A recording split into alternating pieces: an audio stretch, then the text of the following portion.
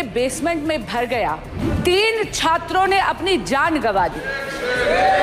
कि दिल्ली सरकार की लापरवाही, यहाँ तक कि आपराधिक लापरवाही के कारण इन बच्चों ने अपनी जान गंवा दी। आखिरकार प्लानिंग और एनओसी देने की जिम्मेदारी तो सभी अधिकारियों की है। ये केवल एक विषय नहीं है इलीगल बिल्डिंग। हम तो यूपी से अध्यक्ष जी देख रहे हैं, जहां इलीगल बिल्डिंग बनती है वहां बुलडोजर चलता है। क्या ये सरकार बुलडोजर चलाएगी कि नहीं चलाएगी? तानिया हमारे बिहार की बच्ची थी। हम अपनी बहन को बता देना चाहते हैं, लगातार कोचिंग का मानक गाइडलाइन गवर्नमेंट के द्वारा नहीं होना, सुरक्षा की व्यवस्था नहीं होना, और एक घटना नहीं। अध्यक्ष महोदय, लोक अभिलंब के महत्वपूर्ण प्रस्ताव पर मैं सुश्री बांसुरी स्वराज, जो इनके इलाके का विषय है दिल्ली वाला, मैं बोलूँ। बहुत धन्यवाद अध्यक्ष जी कि आपने मुझे इतना महत्वपूर्ण विषय सभा पटल पे रखने के लिए अनुमति दी है। एक बहुत ही हृदय विदारक घटना घटी है ओल्ड राजेंद्र नगर में, जहां पर नाले का पानी वो पूरा का पूरा बेसमेंट में, कोचिंग सेंटर के बेसमेंट में भर गया और पूरा का पूरा बेसमेंट जलमग्न होने के कारण 3 छात्रों ने अपनी जान गंवा दी। ये बच्चे तेलंगाना, उत्तर प्रदेश और केरल से आए थे। अध्यक्ष जी, ये दिल्ली में आईएएस एग्जामिनेशन की तैयारी करने के लिए आए थे, अपना भविष्य उज्जवल करने के लिए आए थे।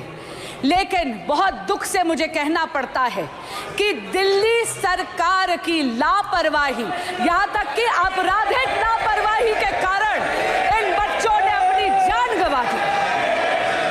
अध्यक्ष जी, the cause of death of these 3 students is the utter and absolute apathy of the Aam Aadmi Party ruling dispensation in Delhi. The criminal negligence of the ruling dispensation of the Aam Aadmi Party in Delhi has caused the death of these 3 students. एक दशक से आम आदमी party Delhi में सत्ता भोग रही है, लेकिन दिल्ली वासियों के लिए कोई काम नहीं कर रही। अध्यक्ष जी, पिछले 2 सालों से नगर निगम यानी एमसीडी भी दिल्ली सरकार के नियंत्रण में है, दिल्ली जल बोर्ड दिल्ली सरकार के नियंत्रण में है, ड्रेनेज की सफाई दिल्ली जल बोर्ड के दिल्ली सरकार के नियंत्रण में है, लेकिन इन्होंने ना अपग्रेडेशन करी है ना डिसिल्टिंग करी है नालों की। एक बहुत इंपॉर्टेंट बात इसमें कहना चाहूंगी, ओल्ड राजेंद्र नगर में जो हुआ 22 जुलाई 24 जुलाई 2 दिन से लगातार वहां के स्थानीय विधायक, वहां के स्थानीय पार्षद, वहां के अधिकारियों को लगातार स्थानीय निवासी इसकी शिकायत कर रहे थे।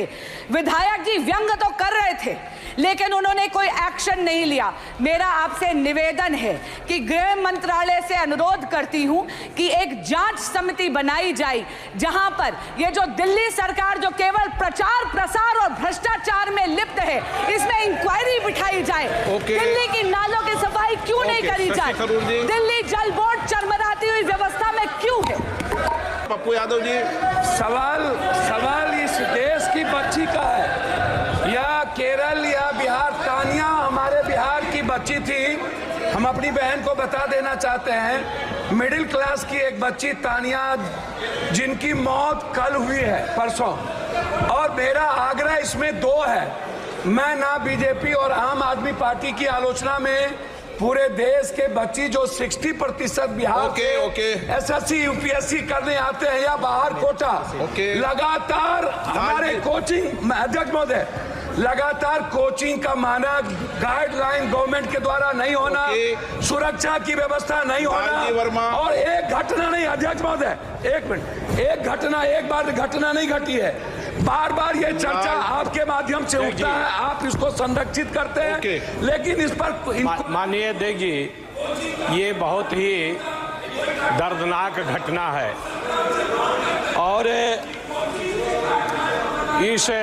इस घटना में जिस तरह से पानी उसमें गया, बच्चे निकलने का प्रयास कर रहे हैं। आपने भी देखा होगा वीडियो। आप तो विषय क्या है बता दो आप। मान्यवर, आपने भी देखा होगा वीडियो। आप क्या बोलना चाहते हैं? मैं उसमें अखिलेश जी बहुत गंभीर समस्या है और जो घटना हुई है दर्दनाक घटना है। यूपीएससी के स्टूडेंट जो तैयारी कर रहे थे, आखिरकार प्लानिंग और एनओसीज देने की जिम्मेदारी तो सभी अधिकारियों की है। अध्यक्ष महोदय, जिम्मेदार कौन है, उनके खिलाफ कार्रवाई क्या हो रही है? नंबर एक।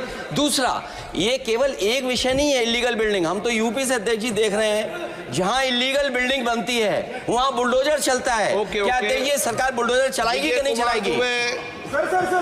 No Sir, I have just visited the hospital. I've just visited the hospital and met with the uncle of the boy from Kerala who unfortunately lost his life on the weekend, sir.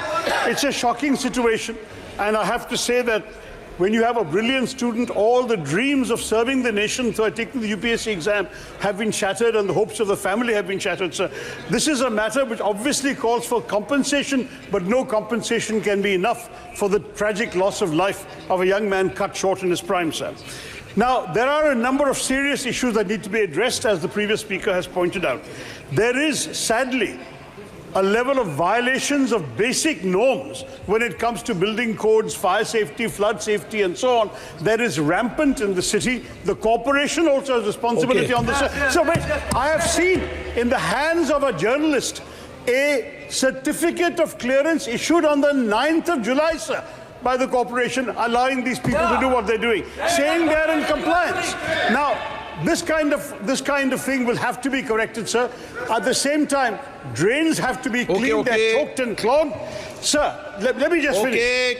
The most important issue, and I say this on behalf of the family also, is to prevent such future tragedies. For this, there has to be a comprehensive inquiry, but there also has to be very specific